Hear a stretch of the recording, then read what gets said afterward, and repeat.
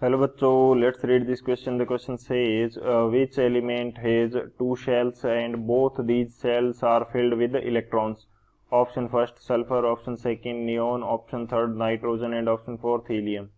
इस क्वेश्चन के अंदर हमें दे रखा है कि किस एलिमेंट के अंदर टू शेल्स हैं एंड वो फिल्ड हैं इलेक्ट्रॉन से. तो बात करते हैं हम लोग की कंसेप्ट की यदि बात की जाए की कंसेप्ट, तो की कंसेप्ट हमारे पास क्या होगा. फर्स्ट की कंसेप्ट हमारे पास ये हो जाएगा कि किसी भी शेल के अंदर मैक्सिमम नंबर ऑफ इलेक्ट्रॉन्स जो है उनको फाइंड आउट करने का जो फॉर्मूला है वो हम देख लेते हैं. मैक्सिमम नंबर ऑफ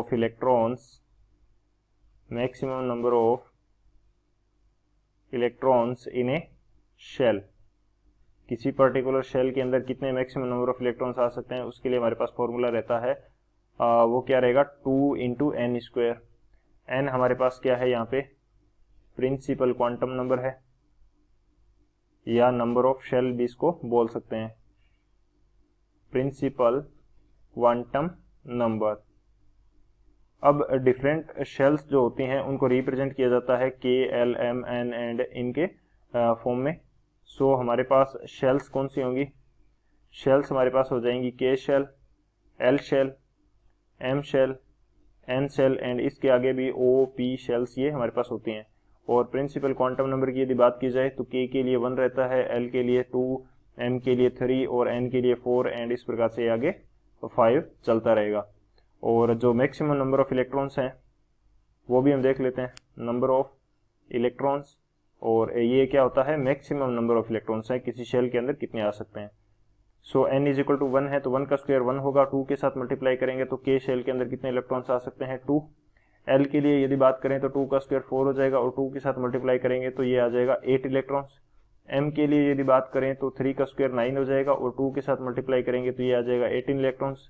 और एन के लिए यदि बात करें तो 4 का स्क्वायर 16 हो जाएगा और 2 के साथ मल्टीप्लाई करेंगे तो ये आ जाएगा 32 इलेक्ट्रॉन्स.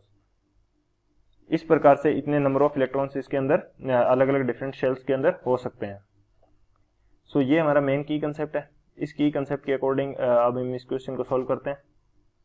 सॉल्यूशन की यदि बात की जाए तो सॉल्यूशन हमारे पास क्या होगा.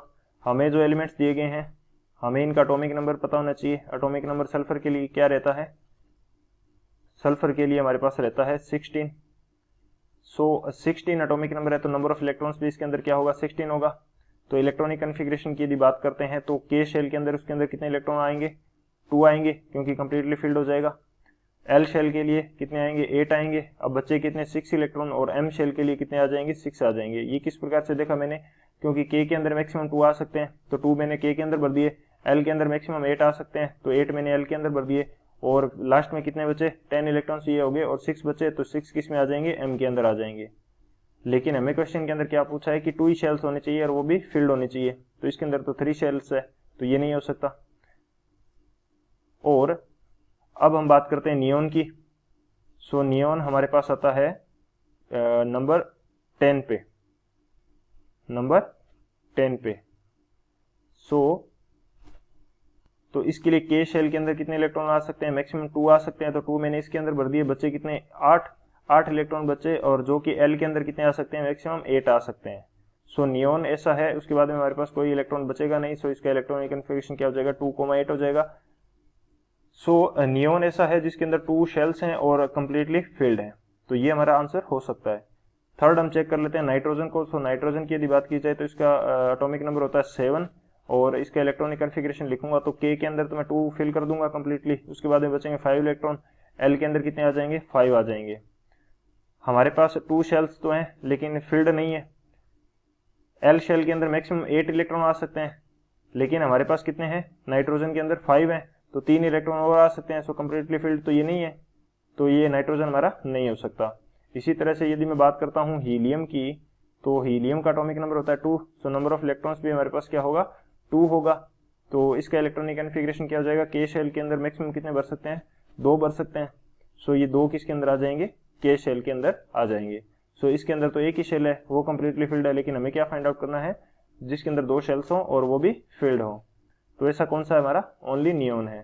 सो option B neon is the final answer. I hope you understood it well. Best of luck. Thank you.